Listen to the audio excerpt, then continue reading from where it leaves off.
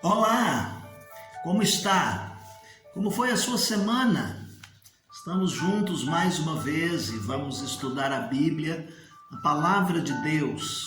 Antes, porém, eu te convido para uma palavra de oração.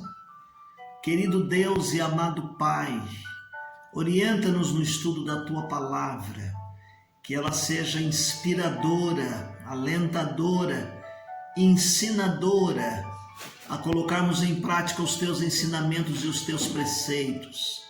É a oração que nós fazemos no nome de Jesus. Amém.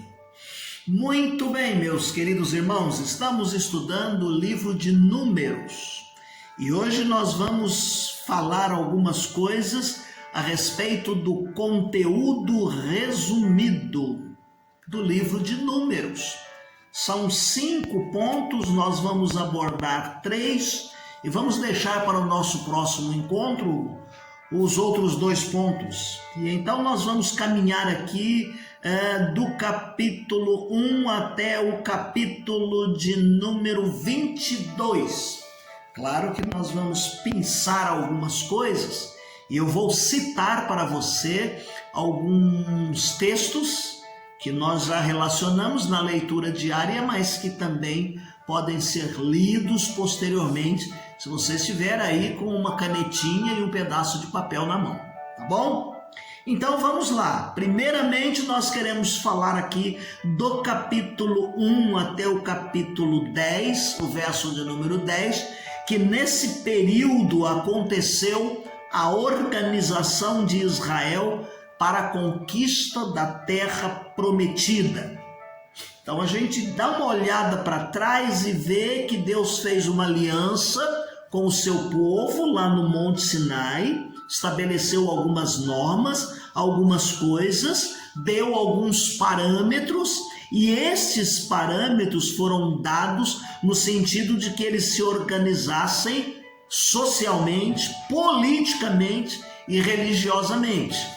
Às vezes nós estamos tratando aqui da Bíblia e nós olhamos muito do ponto de vista bíblico, do ponto de vista das coisas espirituais, religiosas.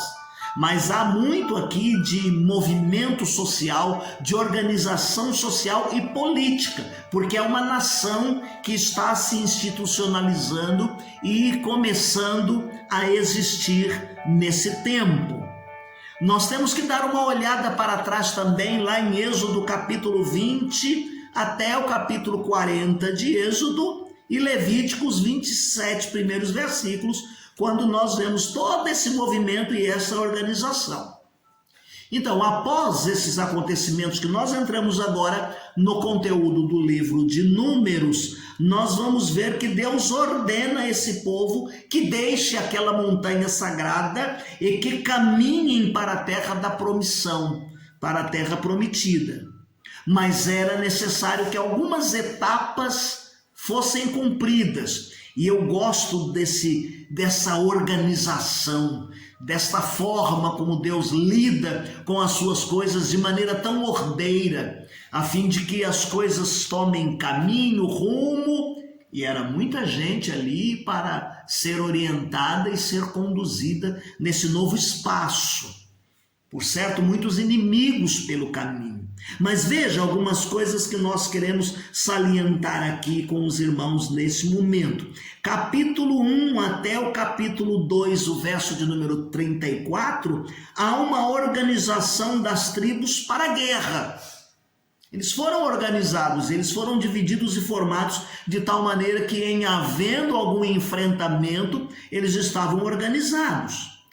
Capítulo 3 até o capítulo 4, verso de número 49, nós vamos ver a organização dos levitas para a adoração. Os levitas eram aqueles que estavam assessorando junto ao altar o sacerdote para as realizações, os cultos, os momentos de celebração, os momentos de adoração. O grupo de Levi, a família dele, eles foram separados para esse tempo junto ao altar do sacrifício. Veja quando nós chegamos no capítulo 5 até o capítulo 6, o verso de número 27, nós vemos aqui que há uma observação na pureza do povo de Deus, O povo deveria tomar condições, se purificar, tomar alguns preceitos, algumas providências para que eles pudessem estar de forma pura diante de Deus. Veja no capítulo de número 7 até o capítulo 9, o verso de número 15, foi uma orientação e uma preparação para que houvesse um espaço para que Deus pudesse habitar no meio do seu povo, no meio do acampamento. Então havia um lugar ali onde o tabernáculo seria montado para que eles pudessem estar com a arca, para que eles estivessem com todas as coisas para estarem adorando a Deus. E nós chamamos isso um espaço para a adoração a Deus, para que o povo pudesse reunir diante de Deus no meio do acampamento. Quando nós vemos o capítulo 9 até o 10, o verso de número 10, é a preparação, a orientação para a celebração da Páscoa.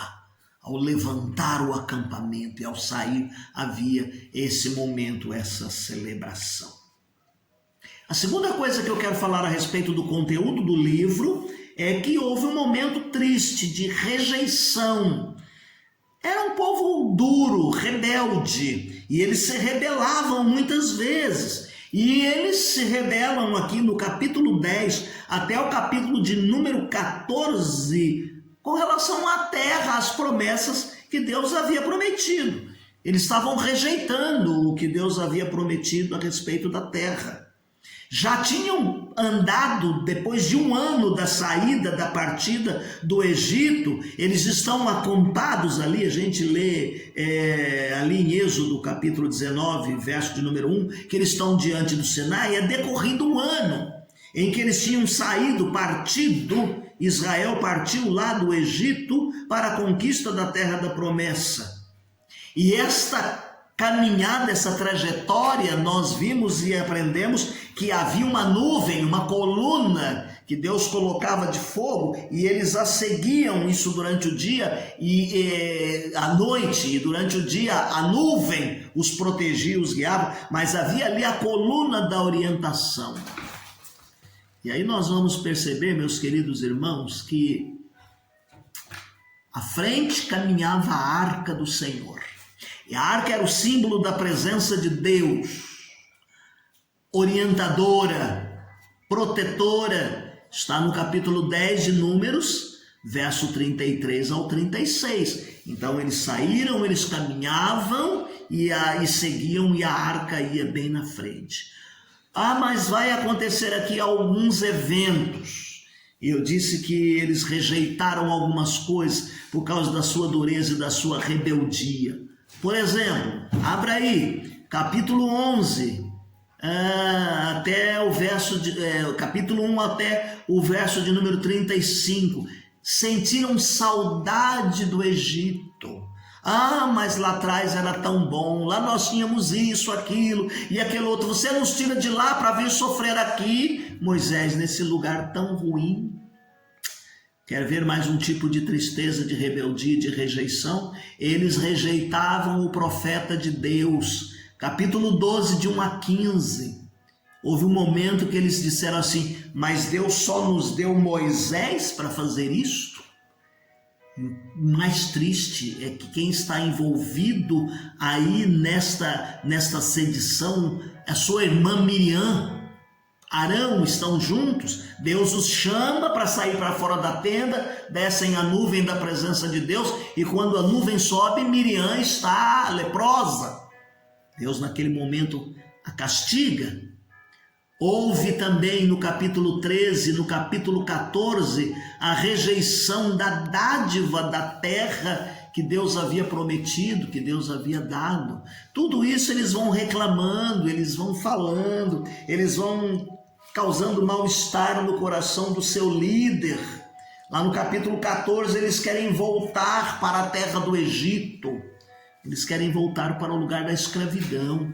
Eles querem voltar para o lugar aonde eles estavam amassando tijolos sem palha, porque a maldade dos dirigentes que os escravizavam era muito grande.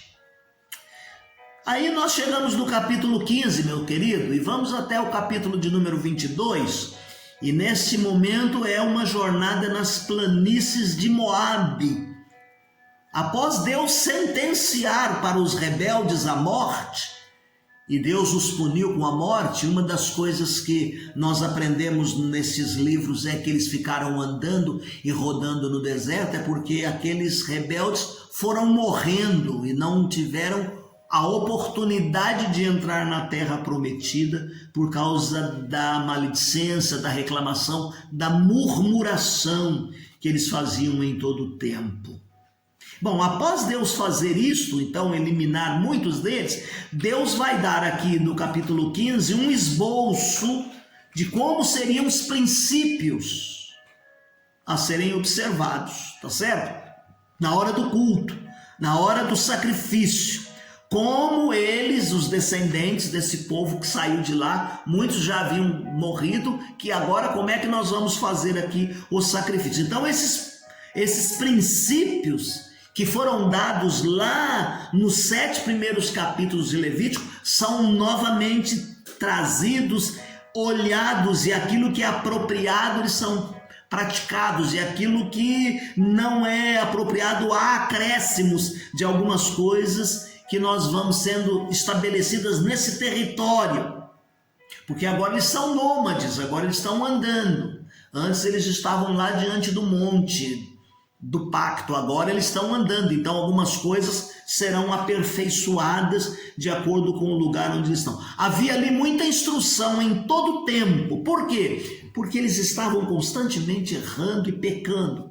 Claro, como você e eu, que desobedecemos a Deus e às vezes não cumprimos a palavra de Deus, eles também tinham esses problemas. E o pecado precisava estar sendo tratado. Oferta pelo pecado estava sendo dada em todo o tempo, porque o problema persistia no meio deles, mesmo com a promessa de uma terra que mana leite e mel.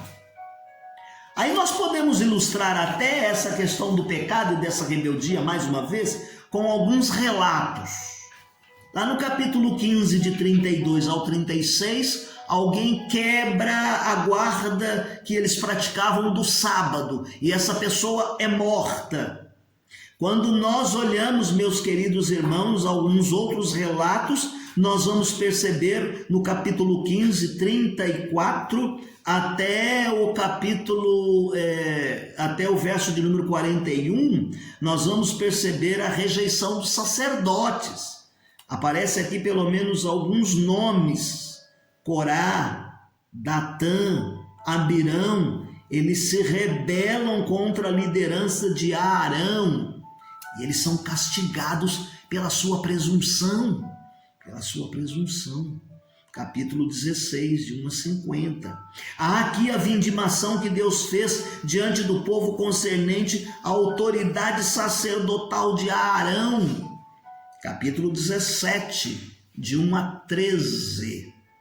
E nós podemos ver também nesta parte desta jornada os deveres e os direitos dos sacerdotes e dos levitas.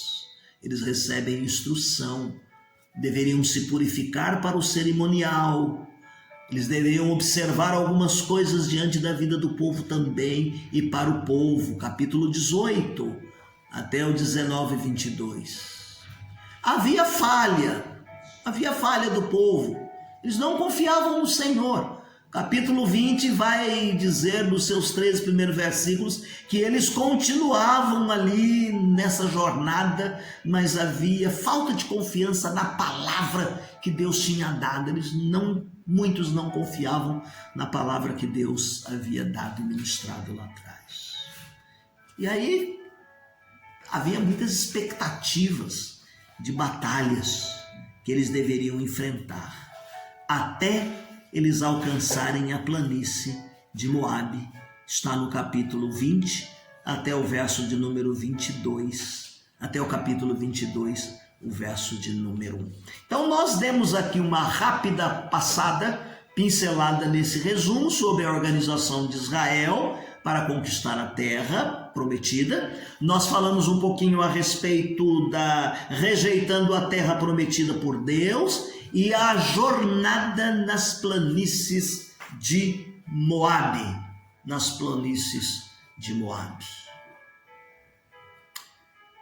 Nós queremos lembrar nesse momento uma expressão de um dos hinos do nosso cantor cristão, que diz assim: ó, como é doce a promessa do Salvador Jesus, nosso Rei. Ao que confia na sua graça, ele diz: nunca te deixarei. Não temas, não temas, eu nunca te deixarei. Não temas, não temas, porque contigo eu sempre serei. Estas palavras do hino do cantor cristão servem para nós, à luz dos acontecimentos do povo que reclamou durante toda a sua trajetória e quis olhar e voltar para trás.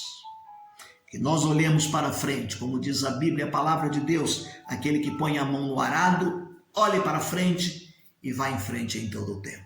Nós vamos dar uma parada aqui, nesse momento. Nosso próximo encontro, nós vamos continuar falando a respeito do conteúdo, enfrentando obstáculos e uma nova preparação para a conquista. Deus te abençoe. Não deixe de fazer a leitura que nós disponibilizamos aí na nossa transmissão, tá bom? Os textos adiantam alguns assuntos que vamos tratar, mas também te levam a ler a Bíblia, a palavra de Deus. Tenha uma semana feliz e abençoada. Deus te abençoe.